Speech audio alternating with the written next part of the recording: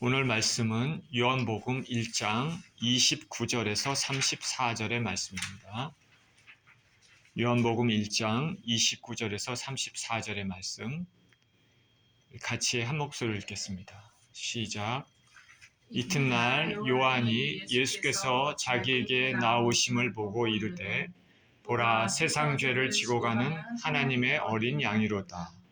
내가 전에 말하기를 내 뒤에 오는 사람이 있는데 나보다 앞선 것은 그가 나보다 먼저 계심이라 한 것이 이 사람을 가리킴이라. 나도 그를 알지 못하였으나 내가 와서 물로 세례를 베푸는 것은 그를 이스라엘에 나타내려 함이라 하니라. 요한이 또 증언하여 이르되 내가 보매 성령이 비둘기같이 하늘로 내려서 그의 위에 머물렀더라. 나도 그를 알지 못하였으나 나를 보내어 물로 세례를 베풀라 하신 그이가 나에게 말씀하시되 성령이 내려서 누구 위에든지 머무는 것을 보거든 그가 곧 성령으로 세례를 베푸신 이인 줄 알라 하셨기에 내가 보고 그가 하나님의 아들이심을 증언하였노라 하니라. 아멘. 침례 요한이 본 예수님이라는 제목으로 말씀을 나누겠습니다.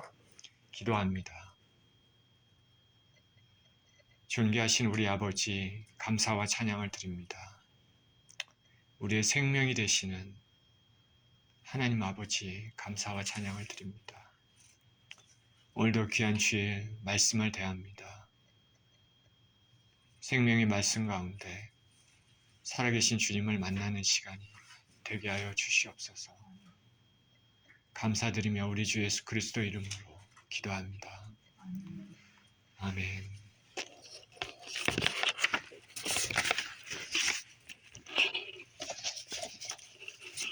자, 우리는 대왕절을 맞이하고 있는데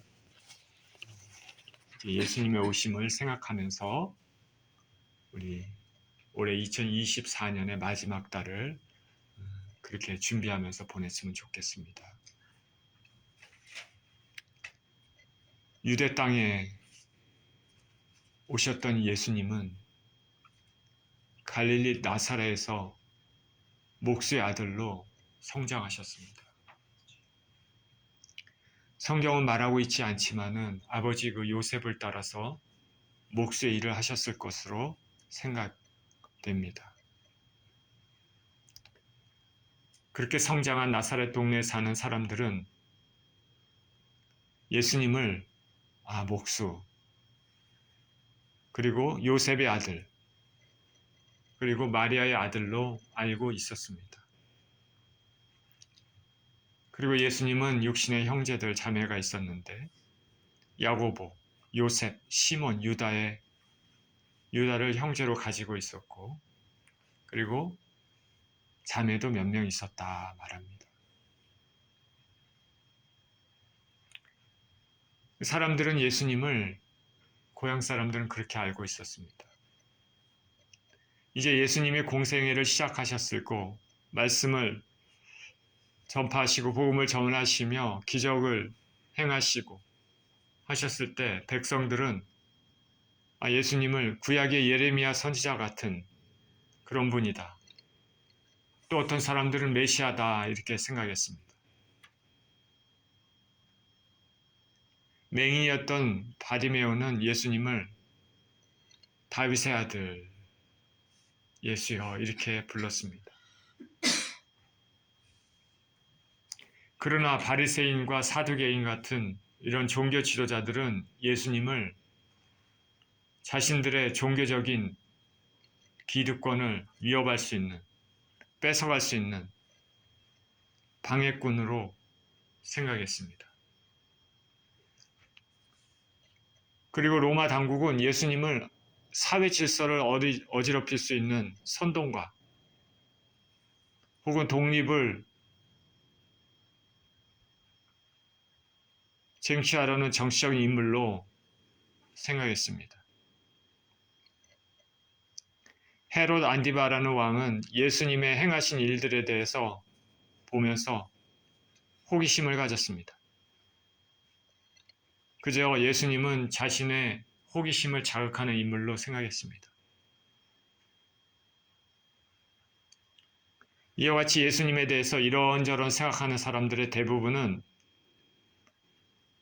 하나님께서 말씀하신 것이 아니고 성령의 감동을 받은 것도 아니고 성령의 조명을 받은 것도 아니고 그래서 예수님이 누구신지를 알게 된 것이 아니라 그냥 자신들의 현재 그 관점에서 느낀 것들을 가지고 예수님은 이러신 분이구나 이렇게 생각했습니다. 우리 주 예수 그리스도가 누구신가? 진정 예수님의 정체성은 무엇인가? 예수님의 아이덴티티는 예수님께서 행하시는 그 사역, 전하시는 그 말씀, 기적, 이적들을 통해서 그것을 성령의 감동, 조명을 통해서 우리는 알 수 있는 것입니다. 이제 예수님은 광야에서 40일을 금식하셨습니다. 이제 본격적인 사역을 준비하십니다. 시작하십니다. 예수님 바로 전에 침례 요한이 하나님의 나라가 임하시기를 시작했다 선포를 했습니다. 이제 그 예수님에 의해서 그 하나님의 나라가 이제 본격적으로 전파되기 시작합니다. 침례 요한은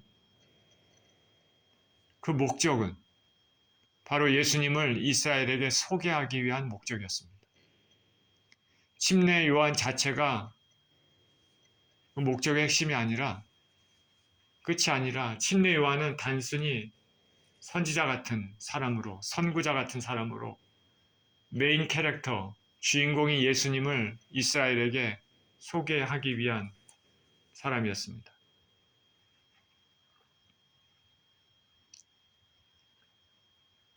이제 그의 사역을 예수님께 바통 터치합니다. 그리고 무대에서 사라집니다. 자신이 주인공이 되어서 유명해지고 모든 이목이 자신에게 쏠리게 그렇게 하면서 이 세상을 살아간 것이 아니라 자신은 이제 예수님에게 모든 시선이 집중되도록 그렇게 하고 그 다음에 그 일생에서 무대에서 사라지게 됩니다. 세상의 인간적인 관점에서는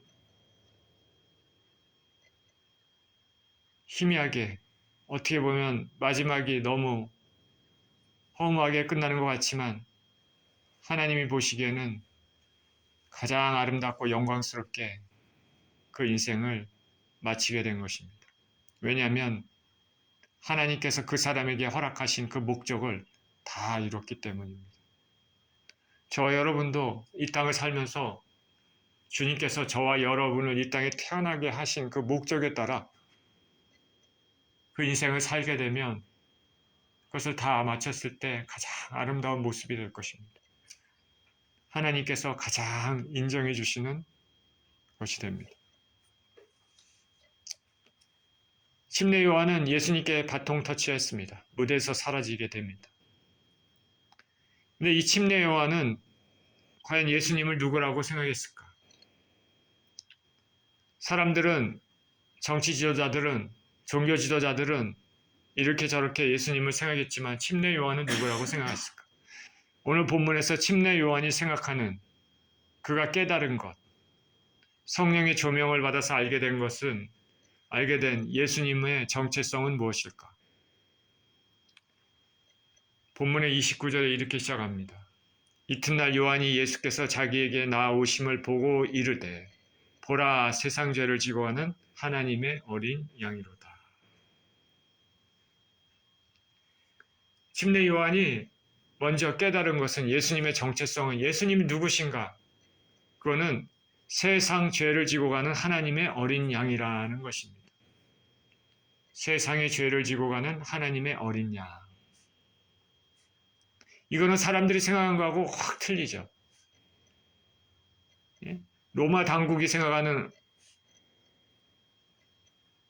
사회를 확 뒤집을 수 있는 그런 정치 지도자들아, 선동꾼도 아니고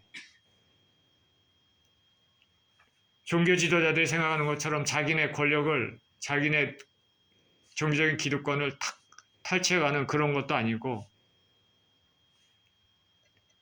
일반 사람들이 생각하는 예레미야나 그런 것도 아닙니다. 그런 선지자도 아닙니다. 요한은 예수님을 무엇이라 말했냐면 세상 죄를 지고 가는 하나님의 어린 양 말했습니다. 이스라엘에서는 어린 양은 죄를 지었을 때 죄를 속하는 제사에 사용됐습니다. 죄를 지으면 죄인은 어린 양을 데리고 성전에 와서 희생제사를 드립니다. 성전에서 어린 양을 잡으면 제사장은 그 피를 제단에 뿌려 죄를 속합니다. 이 어린 양은 인간의 죄를 대신해서 제단 앞에서 하나님 앞에서 피를 흘리고 희생을 당합니다. 그것으로 인해 그 어린 양을 가지고 왔던 그 사람의 죄가 속함을 받게 되는 것이죠. 성경은 피 흘림이 없으면 사함도 없느니라 말합니다. 죄인은 어린 양을 잡으면서 죄의 대가가 어떤 같지 생각해 보게 될 것입니다. 제사장들은 어린 양의 피를 제단에 뿌리면서 죄의 대가를 생각해 보게 됩니다. 피비린내가 낭자합니다. 죄는 이와 같이 무서운 것입니다. 오늘날 사람들은 죄를 너무나 가볍게 생각하고 떡 먹듯이 죄를 짓는 사람들도 있고 아무렇지 않게 생각하지만 하나님은 죄를 무섭게 보십니다. 죽음과 연관시켜 보십니다. 죄에 대한 대가는 죽음입니다. 이런 희생 제사를 통해 죄의 결과가 얼마나 끔찍한지 양을 가지고 온 죄인들은 분명히 느낍니다. 침례 요한은 예수님을 보고 이분은 세상 죄를 지고 가는 하나님의 어린 양이다 라고 하는 것을 깨달았습니다. 예수님은 세상의 죄를 대신 지시고 죽으시러 이 땅에 오신 하나님 어린 양입니다. 이 말씀은 죄된 세상과 하나님과의 대립관계를 보여줍니다. 그리고 예수님은 이러한 대립관계를 화목의 관계로 만드시기 위한 화목제물, 희생의 어린 양으로 오신 것을 말해줍니다. 세상 죄를 지고 가는 하나님의 어린 양이로다. 우리 주 예수 그리스도께서는 죄를 속하기 위해서 죽으시기 위해서 이 땅에 오셨습니다. 침례 요한은 그 예수님을 소개하기 위하여 이 땅에 태어난 목적이 있고 예수님은 죽으시기 위하여 죄를 속하기 위해서 죽으시기 위해서 이 땅에 오신 것이죠. 하나님이신 예수님이 나를 위해 죽으셨다. 이것이 우리가 믿는 신앙의 가장 핵심이고 진리이고 모든 것의 출발점이 됩니다. 세상의 신화, 인간들이 만들어낸 미신들, 신화들 보면 그 신들은 다 강력합니다. 자신이 인간을 위해서 희생하지 않습니다. 그러나 진정한 신인 하나님, 예수 그리스도께서는 자신의 몸을 들여서 우리를 사랑하사 우리 대신에 죽으시고 우리를 건지셨습니다.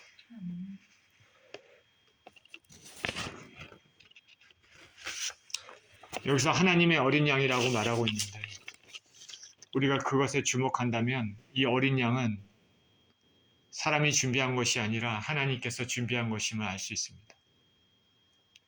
죄인이 죄를 지으면 자기 자신이 어린 양을 준비합니다. 그러나 죄와 상관없는 하나님 아버지께서는 죄 없으신 자신의 독생자 예수님을 죄인들인 우리를 위해서 준비하셨습니다. 하나님이 준비하신 어린 양은 예수 그리스도십니다. 하나님이 준비하신 어린 양은 하나님 자신입니다. 놀라우신 하나님의 사랑입니다. 그렇기 때문에 우리 주 예수님의 죽으심을 우리는 가볍게 여겨서는 안 됩니다. 저와 여러분들을 위해서 예수 그리스도께서 죽으셨다는 것을 진정으로 안다면 이 세상을 아무렇게나 살 수 없는 것이죠. 예를 들어 직장 동료와 차를 타고 가다가 사고가 나서 차에 갇혔는데 나를 살리기 위해서 직장 동료가 자신을 희생하고 나를 살렸다 하면 그 직장 동료를 우리는 평생 잊지 못할 것입니다. 예수 그리스도는 하나님이심에도 나를 위해 인간의 모습으로 한없이 낮추셨으며 모욕을 받으시고 무사한 고통을 받으셨으며 십자가에서 피 흘려 죽으셨습니다. 내 죄를 속하기 위해서 예수님 하나님을 끊임없이 거부하는 인생들에게 손을 내미시며 구원을 주시기 위해 끝까지 참으셨습니다. 이 사실을 잊지 마시기를 바랍니다. 이사야 53장 7절에 이렇게 얘기합니다. 같이 한번 읽겠습니다. 그가 곤욕을 당하여 괴로울 때에도 그 입을 열지 아니하였으며 마치 도상으로 끌려가는 어린 양과 털 깎는 자 앞에 잠잠한 양같이 그 입을 열지 아니하였도다. 예수님은 입을 열지 아니하셨다 얘기합니다. 고난 가운데도 입을 열지 아니하셨다. 이 예수님의 죽으심은 인간 영혼 누구에게나 적용됩니다. 빈부귀천, 남녀노소 관계없습니다. 누구에게나 적용될 수 있도록 열려 있습니다. 그런데 그 죽으심을 진정으로 믿지 않는 사람에게는 그 효력이 미치지 않습니다. 예수님의 죽으심은 그것을 믿는 사람들에게만 효력이 미칩니다. 모든 사람의 죄를 위해서 예수님이 죽으셨지만 그 효력이 실제 역사하는 사람들은 일부분에 지나지 않습니다. 왜냐하면 듣는 모든 사람이 믿는 것이 아니라 그 중에 일부만 믿기 때문입니다. 그만큼 구원의 은혜를 받은 사람들은 소수입니다. 하나님이 닦아놓은 구원의 참길은 이미 제시됐지만 실제 그 길을 걸어간 사람들은 그리 많지 않은 것이 슬픈 현실입니다. 그러니 누군가가 구원을 잃었다면 그것은 전적으로 자기 자신의 책임입니다. 부디 저와 여러분들은 예수님이 하나님의 어린 양으로서 죽으심을 진정으로 믿어서 그 죄사함의 구원이 내 구원임을 받아주시기를 예수 그리스도 이름으로 축원드립니다. 침례요한은 예수님을 하나님의 어린 양, 세상 죄를 지고 가는 하나님의 어린 양으로 생각했습니다. 예수님께서 자신을 하나님의 어린 양, 세상 죄를 지고 가는 어린 양인데 자신의 전부를 주셨는데 우리가 이 예수님께 어떤 감사의 고백을 드릴 수 있을까요? 30절입니다. 내가 전에 말하기를 내 뒤에 오는 사람이 있는데 나보다 앞선 것은 그가 나보다 먼저 계심이라는 것이 이 사람을 가리킵니다. 침례 요한이 또 알게 된 것은 하나님의 어린 양, 예수님이 하나님의 어린 양, 세상 죄를 지고 가는 하나님의 어린 양, 그리고 또한 예수님은 자기보다 먼저 계신 분이라는 것을 알았습니다. 자신보다 먼저 계신 분이다.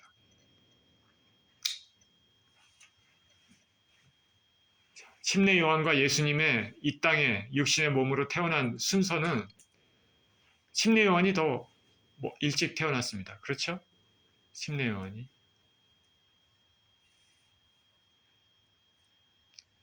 사가랴의 아들로 엘리자벳의 아들로 침례 요한이 먼저 태어났습니다. 이미 잉태하고 다 있을 때 그때 마리아가 잉태하게 된 거죠. 근데 여기서 예수님을 자신보다 먼저 계신 분이다 라고 말합니다. 수많은 사람들이 침례 요한의 침례를 받으러 그에게 나왔습니다. 많은 유대인들은 그를 하나님의 참 선지자로 생각했습니다. 그러나 요한은 예수님을 자신보다 먼저 계신 분이다 고백합니다. 이 말은 자신보다 뛰어난 분이라는 것을 말하는 것이죠. 그리고 그거보다도 더 자신보다 훨씬 전에 존재하셨다는 분이라는 것을 말하는 것이 더 정확한 의미일 것입니다. 영어로 얘기하면 pre-existence, 이전에 존재하신 분. 예수님의 선제성이죠. 요한은 바로 예수님이 영원 전부터 이미 존재하신 분으로 알고 있음을 알고 있습니다. 알 수 있습니다. 영원전부터 존재하신 분은 하나님밖에 없습니다. 직접 하나님이라는 말은 하지 않았지만 이 말에는 그런 의미가 내포됩니다. 이것을 아는 것은 놀라운 깨달음입니다. 아무나 알 수 있는 것이 아니죠. 성령을 통해서 하나님의 계시를 통해서만 알 수 있는 것입니다. 내 뒤에 오는 사람이 있는데 나보다 앞선 것은 그가 나보다 먼저 계심이라 한 것이 이 사람을 가리킵니다. 침례 요한은 이것을 알았지만 유대인들은 몰랐습니다. 예수님께서 예루살렘 성전에서 말씀을 가르쳤습니다. 예수님은 자신을 믿는 자는 영원히 죽지 않는다 말씀하셨습니다. 불신앙을 가진 유대인들은 이렇게 얘기합니다. 아브라함도 죽고 선지자들도 죽었는데 내 말은 사람이 내 말을 믿으면 영원히 죽지 않는다고 하는 말이라고 반박합니다. 너가 아브라함보다 크냐? 선지자들도 이미 죽었다. 너는 너를 누구라 하느냐? 불신앙의 말이죠. 불신의 말입니다. 이에 대해 예수님께서는 요한복음 8장 56절 59절에 이렇게 얘기했습니다. 너희 조상 아브라함은 나의 때 볼 것을 즐거워하다가 보고 기뻐하였느니라. 유대인들이 이르되 내가 아직 50세도 못 되었는데 아브라함을 보았느냐? 예수께서 이르시되 진실로 진실로 너희에게 이르노니 아브라함이 나기 전부터 내가 있느니라 하시니 그들이 돌을 들어 치려하거늘 예수께서 숨어 성전에서 나가시니라.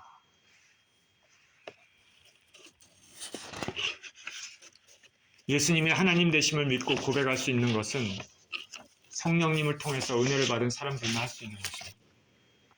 성경은 성령을 통하지 않고는 예수님을 주로 고백할 수 없다 말합니다. 그리고 예수님은 아버지께서 보내지 않으시면 아무도 내게 올 수 없다 분명히 말씀하셨습니다. 저와 여러분들이 예수님의 하나님 되심을 믿고 예수님께 나왔다면 하나님께서 여러분을 사랑하셔서 여러분 마음을 열어주시고 성령님을 주셔서 깨닫게 믿게 해주신 것입니다. 그렇기 때문에 믿음은 전적으로 하나님의 선물입니다. 이러한 은혜를 주신 하나님 아버지께 감사와 영광을 돌려드립니다. 31절입니다. 나도 그를 알지 못하였으나 내가 와서 물로 세례를 베푸는 것은 그를 이스라엘에 나타내려 함이라 하니라. 침례 요한은 처음에는 예수님이 누구신지 알지 못했다 말합니다. 요한과 예수님은 친족 관계입니다. 사촌이죠. 따라서 요한이 예수님을 모를 리는 없습니다. 그러나 이전에 그가 아는 것은 단순히 친족 관계에서 예수님 안 것이지 예수님이 성육신 하신 하나님이심은 전혀 몰랐던 것이죠. 그러나 이제 성령의 은혜로 말미암아 예수님이 누구신지 알았습니다. 성령의 은혜를 받으면 하나님의 깊은 것이라도 알 수 있는 은혜가 임하게 되는 것입니다. 우리가 하나님 뜻을 알고 싶다면 언제나 말씀과 기도로 하나님과 가까이 해야 하며 하나님이 주시는 성령 충만함을 받아야 할 것입니다. 요한은 예수님께 세례를 베풀었습니다. 요한의 사역은 세례를 베푸는 사역임을 암시합니다. 메시아의 도래를 예비하면서 죄사함을 받게 하는 세례의 시행이 있었습니다. 사람들이 예수님께 가기 위해서 준비하는 사역을 한 것이죠. 또 요한의 세례는 오늘날로 얘기하면 침례라고 얘기할 수 있습니다. 요한은 메시아 대신 예수님을 이 땅에 이스라엘 사람들에게 나타내기 위해서 태어난 사람입니다. 요한의 사명이 그것이었습니다. 마찬가지로 저와 여러분의 사명도 예수님을 우리가 믿어야 될 뿐만 아니라 우리를 통해서 예수님이 증거되어야 될 것입니다. 요한은 세례를 통해서 사람들이 자신에게 주목하기를 원하지 않고 예수님께 주목하기를 원했습니다. 예수님을 이스라엘에게 나타나게 하려 한 것이죠. 저와 여러분의 신앙도 우리가 드러나는 것이 아니라 예수님이 드러나야 됩니다. 신앙생활은 자신에게 영광이 아니라 하나님께 영광을 돌려야 한다는 사실을 잊지 마시길 바랍니다. 요한의 증거를 통해 삶의 목적이 어디 있는지 생각해 보게 됩니다. 어느 목사님 말았습니다. 사람이 가장 행복할 때는 자신의 삶의 목적을 깨달았을 때이다. 저와 여러분들의 삶의 궁극적인 목적이 무엇인지 알아야 되겠습니다.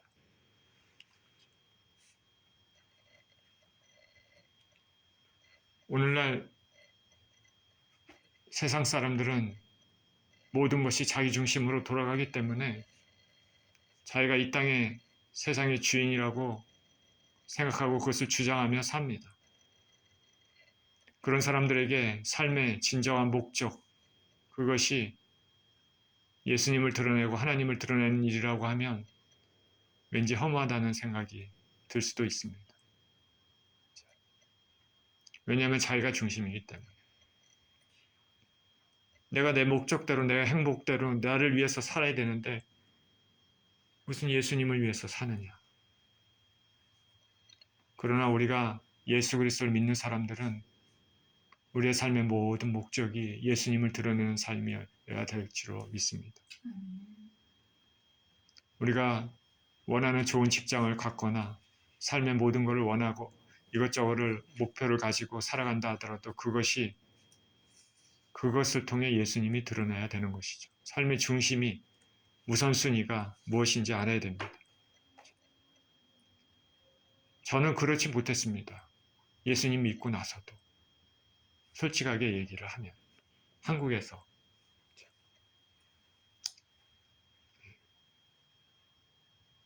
저는 학교에서 학생들을 가리키고 그런 것들이 너무 좋고 그 다음에 한국에서는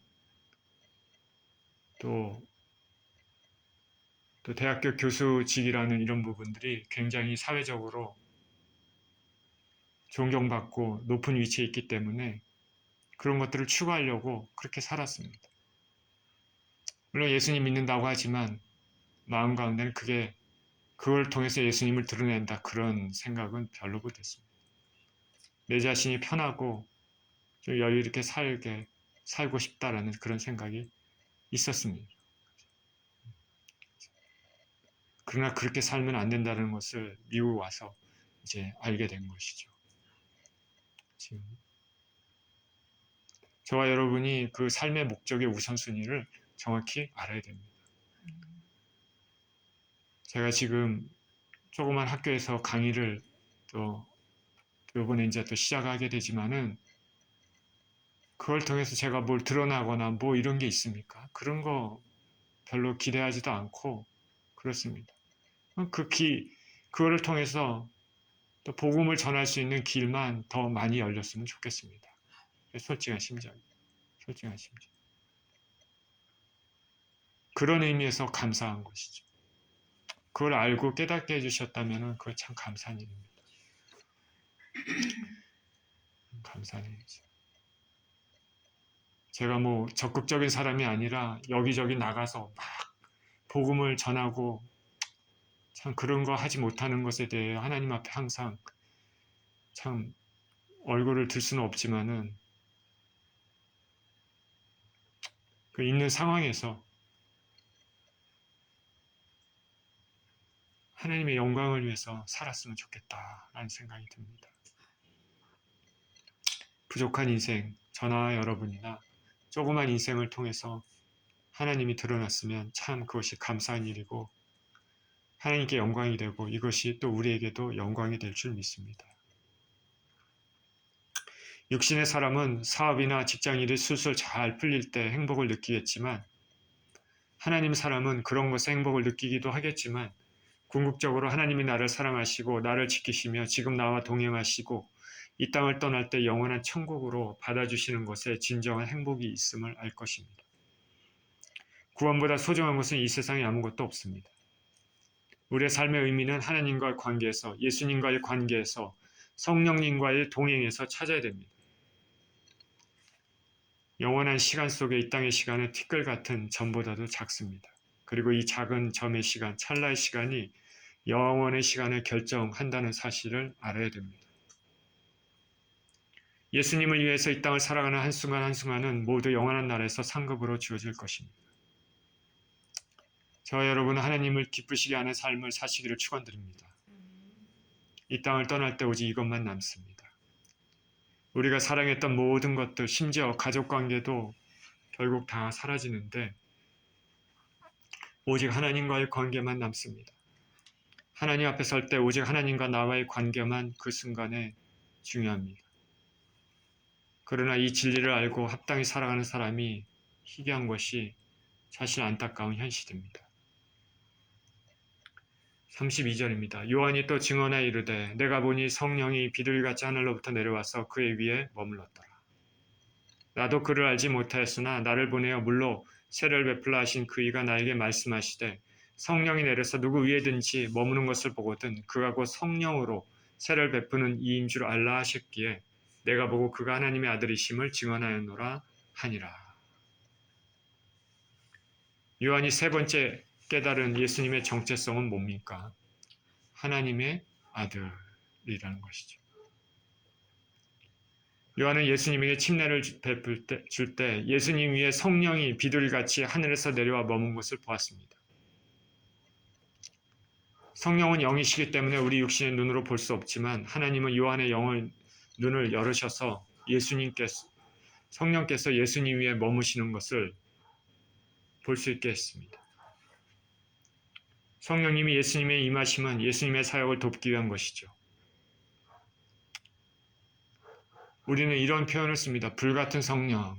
그죠? 불같은 성령. 오순절 마가다락봉에 모인 120명에 임했던 성령이 그런 모습이죠. 그런데 여기서 예수님에게 내리셨던 성령은 비둘기 같습니다. 아마도 죄에 대해서 순결하신 예수님의 본성이나 예수님의 온유하신 성품들을 의미하지 않을까 생각해 봅니다. 어떤 사람들은 노아의 방주에서 날려보냈던 비둘기가 노아를 중심으로 새로운 인류의 시작 알린 것처럼 예수님께 임했던 그 비둘기는 예수님을 믿어 구원받을 새 사람들이 생겨날 것을 암시한다고도 주장했습니다. 요한은 이전에 예수님 몰랐지만 자신을 부르시고 물로 세례를 베풀라고 보내신 하나님 아버지께서 말씀하신 것을 떠올랐습니다.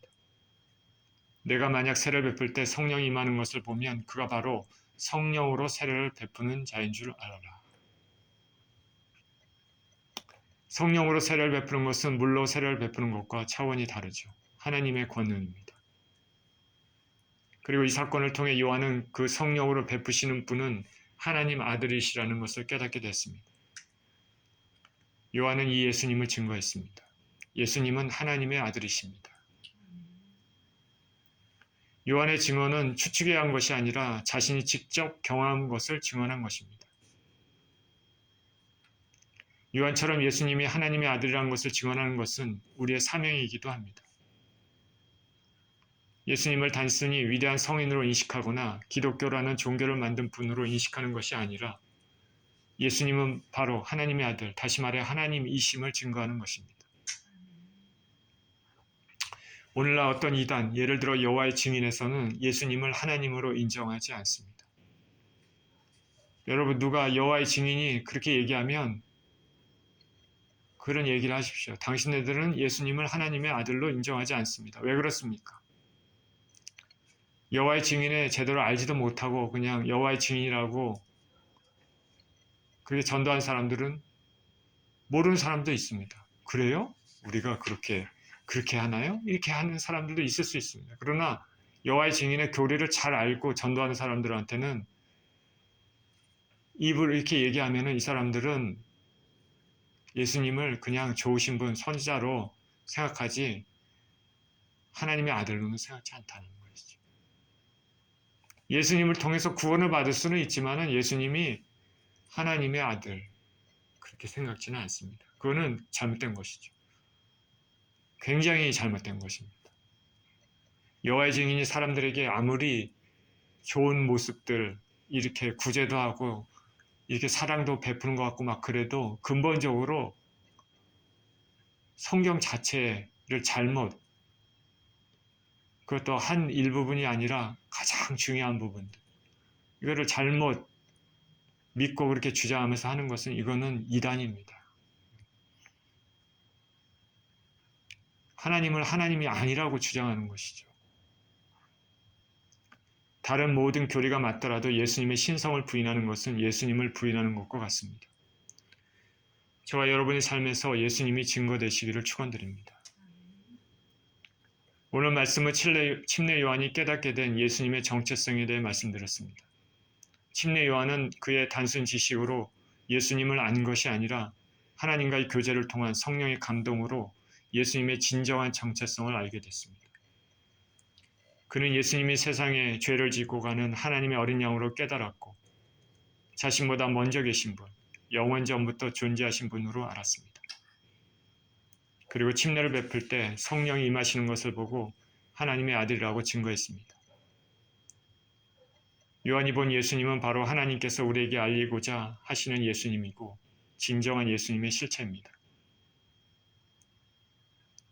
하나님은 우리가 이런 예수님을 믿고 증거하기를 원하십니다. 우리 죄로 영원히 죽을 수밖에 없던 인생들을 위해 하나님의 어린 양으로 우리 대신 피 흘려 대속의 은혜를 주신 예수님을 믿고 감사하는, 증거하는 그런 삶을 살길 원하십니다. 이러한 삶을 사시는 저와 여러분 모두 되시기를 예수 그리스도 이름으로 축원드립니다. 기도하겠습니다. 하나님 아버지 감사합니다. 사람들은 예수님을 자신의 인간적인 관점에서 이런 사람 저런 사람 이렇게 얘기했지만 요한은 성령의 감동에 의해서 예수님의 정체성을 정확히 얘기했습니다. 세상 죄를 지고 온 하나님의 어린 양이시고 영원 전부터 존재하신 분이시며 하나님의 아들이십니다. 하나님 우리 아버지, 우리가 이 예수님의 정체성을 정확히 알고 나의 죄를 위해서 죽으신 그 하나님의 아들이신 예수님을 평생에 믿으며 그렇게 감사하며 살게 하여 주옵소서. 감사드리며 우리 주 예수 그리스도 이름으로 기도합니다. 아멘.